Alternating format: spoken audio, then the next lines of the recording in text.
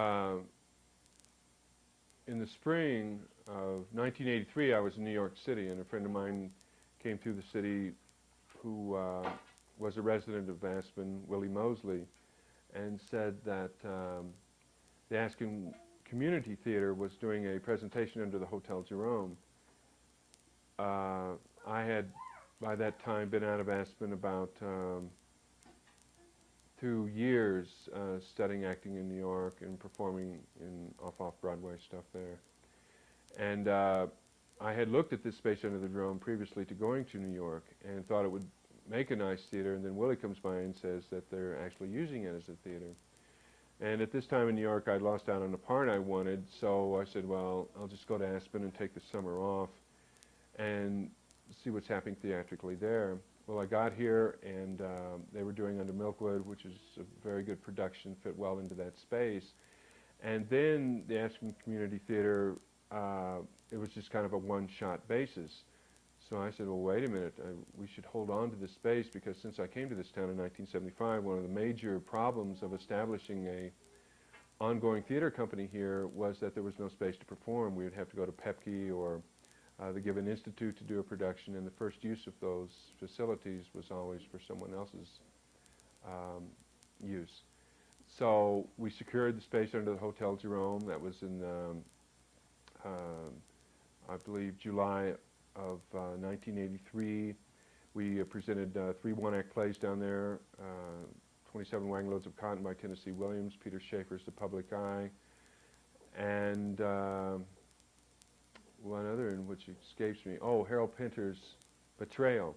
And the program was very successful that summer, and so we proceeded on into the fall to do Lanford Wilson's 5th of July. And on it went right up until the present time, where about 3 or 4 months ago they renovated the Hotel Jerome, so we had to move to our present space in the Aspen Mine Company restaurant on the Hyman Street Mall. How would you describe the goals or purpose of Theatre Under the Jerome? Well, since first coming here in 1975, I've been involved in local theater, resident theater here in Aspen since 1975. And those of us who were present at that time and working in theater in Aspen, mainly with Bob Neufeld and the Aspen Theater Project, and then a little later on Al Lyons' Aspen Actors Group, we never could have a consistent season because there wasn't a space to perform in.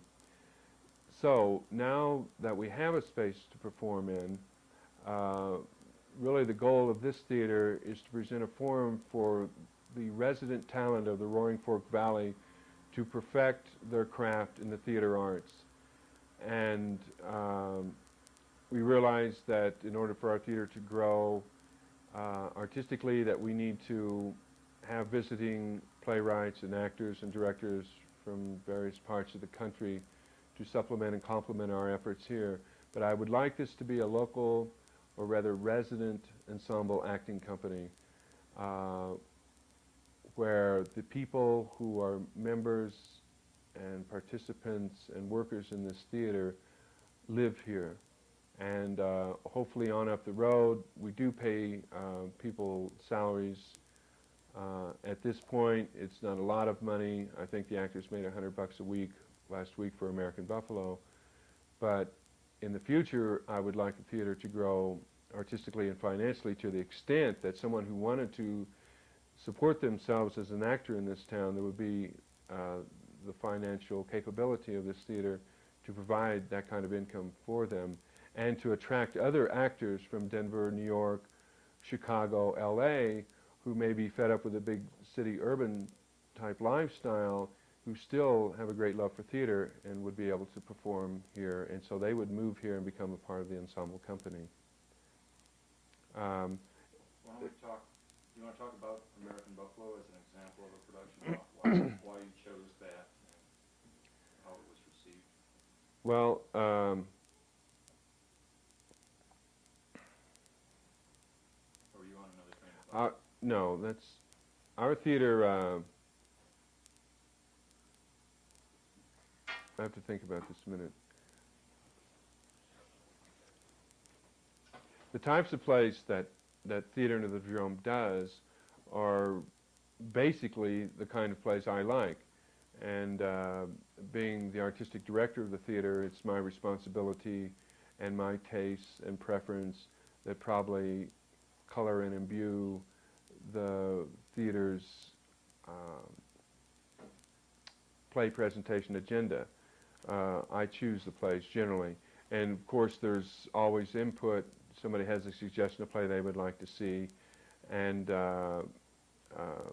generally, as in the case with American Buffalo, Bill Shore suggested this particular play. And at first I didn't like the play, and but as time went on I read the play and I got to like it more and more, and I said, well, all right, I think this is a play our theater should do. And American Buffalo is a very controversial play, mainly because of the language in it, which is language of the streets, of lower class in Chicago, and that is what is most controversial about the play. And so there was a certain risk there, and we were moving from a situation where we were paying $450 a month rent into one where we had to pay $1,500 a month rent, with a very controversial show on our hands, especially in this town, oddly enough, because Aspen, although it has its elements of progressiveness and a certain liberal attitude here, there's also a very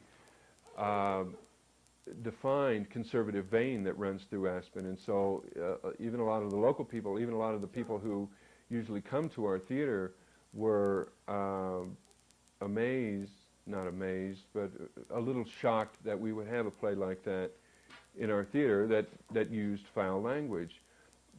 But the language is really a minuscule part of the play's message, which concerned ethics mainly, and loyalty, and friendship, was really what American Buffalo was about. And people who either understood the themes or just appreciated the storyline in the play, appreciated the play a lot. And the people who were offended by the language, they just didn't come, many of them. And those who came and didn't like the language left real quick. We had people walk out in the middle of the first scene. They would get up. One time, I remember in our third performance, like a row of about 4 people got up and walked out. Well, that's the kind of risk you have to assume if you're going to do theater that tries to speak to certain issues, social issues, emotional issues, that are extant in our country today. And you can't do namby-pamby theater all the time, or else you'd be making Walt Disney films all the time. For the first time in our history, oddly enough, and I say such a controversial play, it's not that controversial play in New York or Chicago or any other urban center. It's just in Aspen, and it wasn't like seething on the streets either. People weren't, but there was that undercurrent about the language. But I will say that we were proud that for the first time in our theater's history, oddly enough, this play, both the Denver Post and the Rocky Mountain News reviewed this play, and our company got favorable reviews from both papers, and also from Westworld, which is an arts and entertainment magazine in Denver, came down and reviewed the play, and also gave it an excellent review. So we were gratified for that, and I'm gratified that we were able to pull it off, and we didn't lose our shirts financially. Would you talk a little bit about the scene that I think I intend to use as the focus, which would be the telephone call to determine if someone's at the house that they're checking out? Yeah, just to explain the scene a little bit, or? A little lead into it. Yeah, well, this scene concerns Donnie and Teach, Donnie being the owner and operator of Donnie's resale shop, which is the setting for the play, and Eugene DeStefano, who plays Teach. is Donnie's friend and associate, and he's a petty, small-time crook, and Donnie probably fences a lot of Teach's stuff through his shop. But Teach needs some money pretty bad, and he's got inside information that he can call these people up on the phone and determine if they're home or not, and if they're not home, then he and Donnie can run over there and grab a very valuable buffalo head nickel that these people have in their coin collection, which Donnie inadvertently sold them at his shop at an earlier date, probably a week before. And this guy took the coin home, and so Donnie wants the coin back, and he and Teach are going over there and get it. So when Teach has the brilliant idea to call up this guy to see if anybody's home, and if nobody's home, they can go over there and get the coin. The trouble is the numbers get confused in Teach's mind. He dials the wrong number, and unexpectedly a female's voice comes on and says that, yes, they're in residence there, and that's pretty much the storyline. We ought to edit that or something. Well, what I'll probably do because is, I can't. well, right up to where you say what happens would be fine. So I'll just take it from there. Yeah, okay. Why don't we talk a little bit about the summer season? Do you find, I mean, that basically is the cultural season in Aspen with the music festival and ballet. So how do you find, I mean, do you notice a difference in an audience during the summer as opposed to the ski season or even off season? Well, I've noticed audiences in the summer don't drink as much, Michael, is the first thing.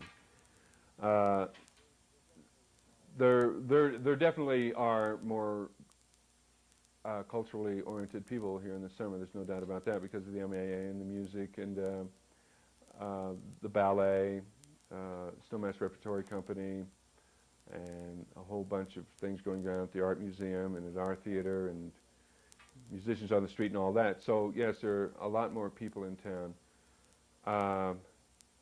during the summer. What I see happening though is that this whole thing is starting, even with the absence of the MAA and the ballet, that Aspen is starting to become a year-round cultural resort, destination cultural resort. And for our theater and just for the general cultural environment of the town, that's a very good thing. And last year, or last winter rather, when we did Beyond Therapy at the theater, it was sold out every night but one in the wintertime. And so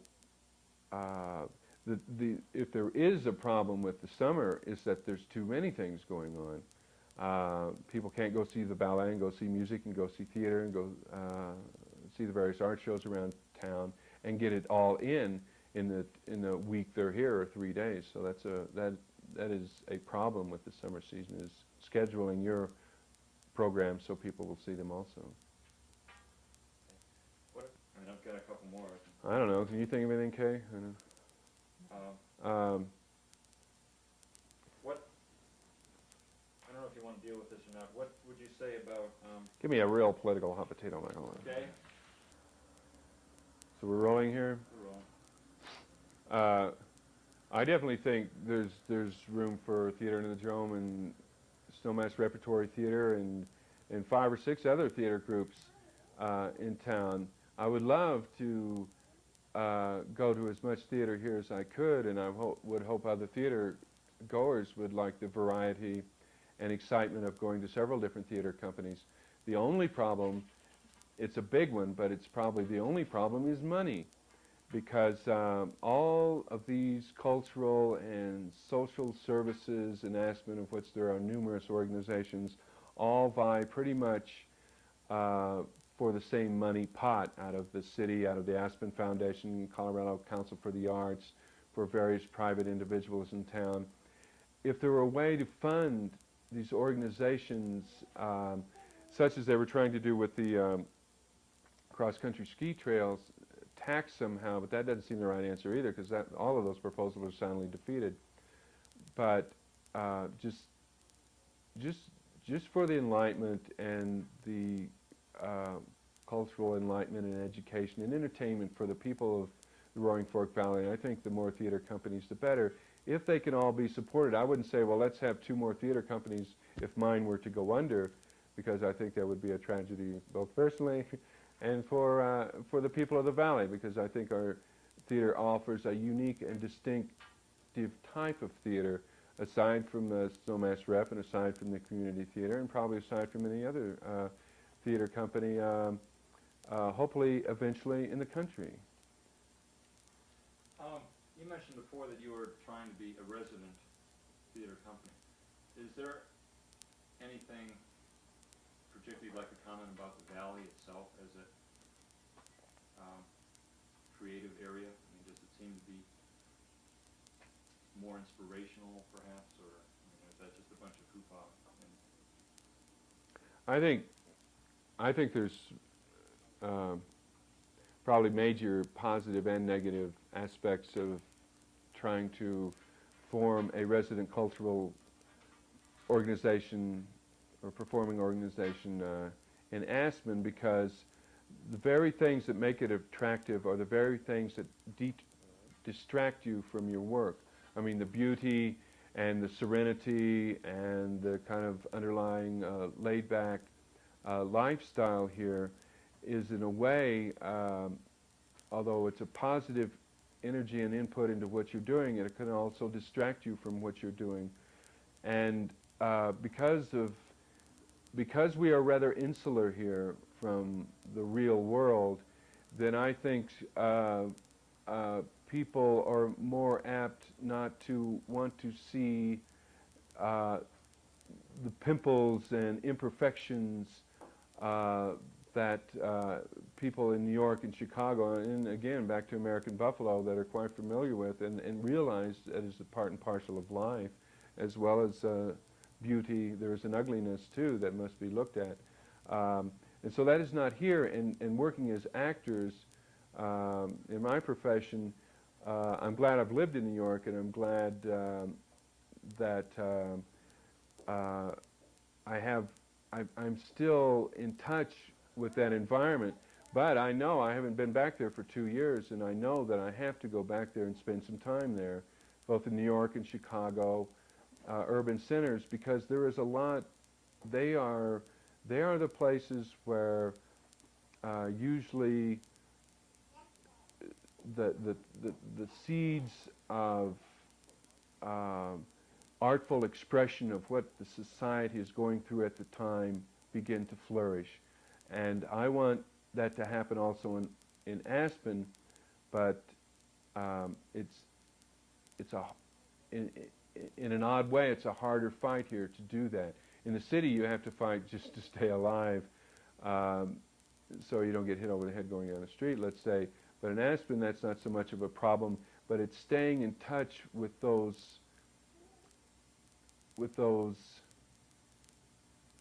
kind of exquisite, it sounds odd to say, almost life-threatening situations on one level or another that keep you in tune, that keep you sharp and sensitive to other human beings on the planet. Here you can lose. I heard one girl in the Aspen Times in an interview say, what about this thing going on with a hijacking? She says, what do I care? I'm in Aspen. It's that kind of thing that's dangerous, that I have to remind myself not to forget about that we're not just in Aspen, we're still part of the globe, and to bring as much of that globe as possible through theater into Aspen, so we don't forget. I don't know how you can follow that. Well, it's a dandy, wasn't it?